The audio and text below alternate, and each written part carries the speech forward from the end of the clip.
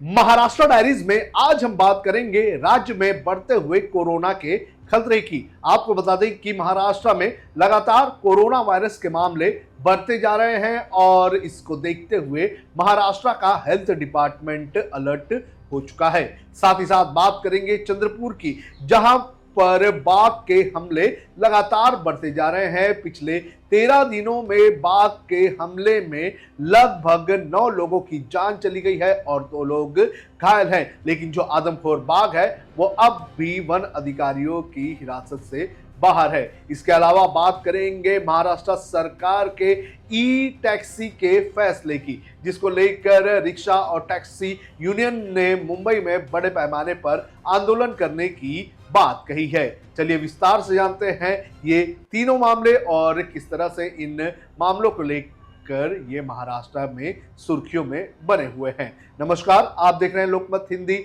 मेरा नाम है सुन कनौजिया।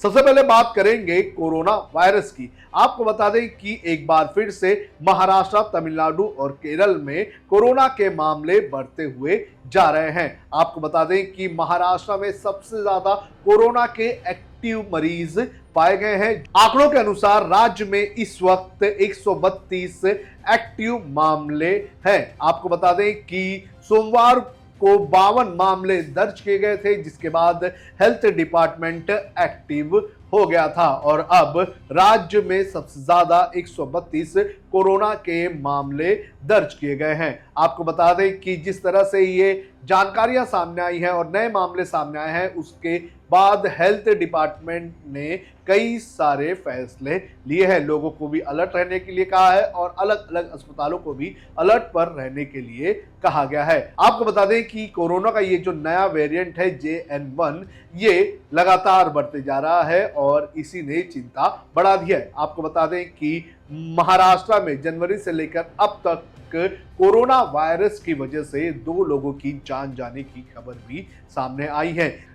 जो अधिकारी हैं, जिन लोगों ने सर्वेक्षण किया है, उनका कहना है कि जिन परिवारों को सर्वेक्षण में शामिल किया गया है, उनमें से 32% ऐसे थे जिनका एक या एक से अधिक सदस्य कोविड, फ्लू या वायरल बुखार से पीड़ित था, जबकि 15% ने बताया है कि 2 या उससे अधिक सदस्य वायरल लक्षण, जो कोविड के लक्षण है, उनसे ग्रस्त है। सामुदायिक सोशल मीडिया मंच की अगर बात करें तो इस वक्त बुधवार को 26 नए मामलों की महाराष्ट्र में पुष्टि की गई है। वहीं 2 लोगों की मौत अब तक हुई है जनवरी से लेकर अब तक। लेकिन इन दोनों की ही अगर बात करें तो ये जो दोनों कोविड के जो पेशेंट थे, ये और भी बीमारियों से ग्रस्त थे। जो जानकारी सामने आई है उनके मुताबिक दोनों में से एक जो मृतक है उनको हाइपोक्सीमिया थे और उनके गुर्दों में किसी भी तरह का इन्फेक्शन था। उसके अलावा जो दूसरे मरीज जिनकी डेथ हुई थी, उन्हें कैंसर था। तो इस तरह से ये 2 डेथ हुई थी। लेकिन जनवरी से लेकर अब तक की अगर बात करें तो महाराष्ट्र में 6067 नमूनों की जांच की गई थी, जिसमें से 106 कोविड-19 के मरीज पाए गए हैं और इनमें से 101 मरीज जो हैं वो मुंबई के हैं, बाकी ठाणे, पुणे, कोल्हापुर इन इलाकों के हैं।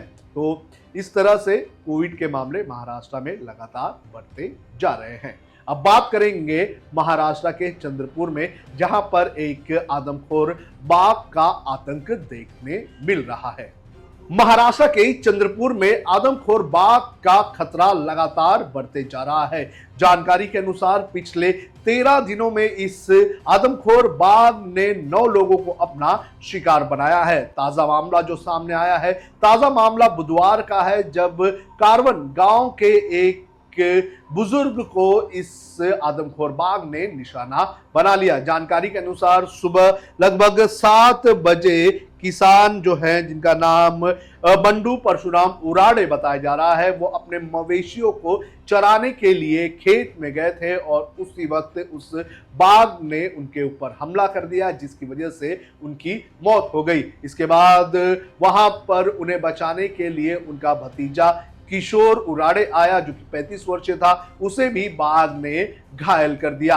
हालांकि जो बुजुर्ग थे उनकी मौत हो गई और जो 35 वर्षीय किशोर उराड़े था उसको गंभीर रूप में अस्पताल में भर्ती करवाया गया है। आपको बता दें कि कारवन गांव की ये घटना है और इस घटना के बाद बड़े पैमाने पर जो फॉरेस्ट अधिकारी हैं उनको लेकर नाराजगी जताई जा रही है।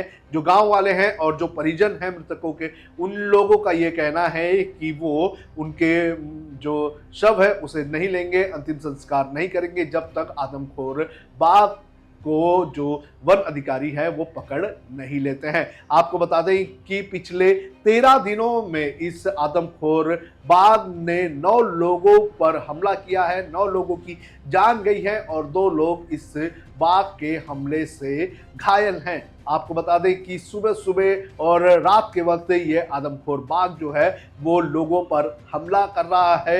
वन अधिकारियों को इसकी जानकारी दी गई है, लेकिन वन अधिकारियों की तरफ से अभी भी कोई ऐसा कदम नहीं उठाया गया है जिससे इस बाघ को पकड़ा जा सके। अब बात करेंगे महाराष्ट्र सरकार द्वारा ई बाइक टैक्सी को लेकर लिए गए फैसले की, जिसको लेकर बड़े पैमाने पर रिक्शा और टैक्सी यूनियन ने महाराष्ट्र सरकार के खिलाफ नाराजगी जाहिर की है और आंदोलन करने की बात कही है। दरअसल आपको बता दें कि कुछ दिनों पहले महाराष्ट्र सरकार यानी कि देवेंद्र फडणवीस की कैबिनेट ने महाराष्ट्र और मुंबई में ई बाइक टैक्सी चलाने की इजाजत देने का फैसला लिया था, जिसके बाद बड़े पैमाने पर टैक्सी यूनियन जो है वो अब नाराज होते हुए नजर आ रहे हैं।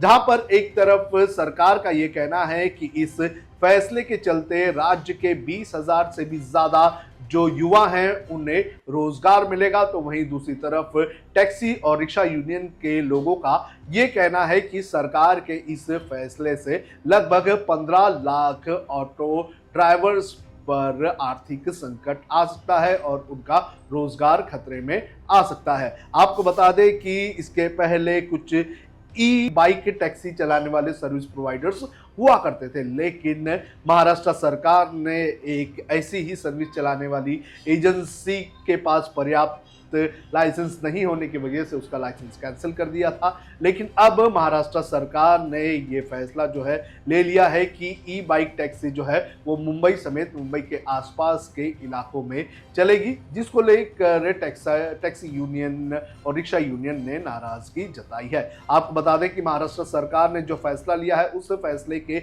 अनुसार जो भी ई बाइक टैक्सी की सर्विसेज देगा उसे हेलमेट पहना अनिवार्य होगा और साथ ही साथ जो उसके पीछे बैठा होगा उसे भी हेलमेट पहनना अनिवार्य होगा। महाराष्ट्र में जो रिक्शा और टैक्सी यूनियन के जो अध्यक्ष है शशांक राव, उन्होंने इस पर क्या कहा है ये मैं आपको एक एक करके बताता हूं। शशांक राव ने कहा है कि सरकार ने इस फैसले के पहले यूनियन से बातचीत नहीं की। साथ ही साथ उन्होंने कहा कि राज्य सरकार ने ई बाइक टैक्सी सेवा को एक तरफा अनुमति दे दी है। अगर ये सेवा शुरू होती है तो राज्य में 15 लाख ऑटो रिक्शा चालकों के जो रोजगार है उस पर संकट आ जाएगा और उनके परिवार के भूखे मरने की नौबत आ सकती है। शशांक राव ने आगे कहा कि कोविड महामारी के दौरान रिक्शा व्यवसाय लगभग 6 महीने तक पूरी तरह से बंद रहा और उसके बाद भी रिक्शा चालकों को पहले जैसी स्थिति में लौटने के लिए लंबा समय लगा। इस दौरान सरकार ने किसी भी प्रकार की सहायता नहीं दी। आज भी अधिकांश रिक्शा चालक कर्ज में डूबे हैं। ऐसे में ई बाइक टैक्सी या फ्लाइंग पुलिंग की अनुमति देना पूरी तरह से रिक्शा चालकों के खिलाफ एक अन्याय है। तो इस तरह से रिक्शा और टैक्सी यूनियन की तरफ से नाराजगी जाहिर की है। बहरहाल देखना यह जरूरी है कि आगे अगर आंदोलन होता है इनका तो किस तरह का आंदोलन होगा।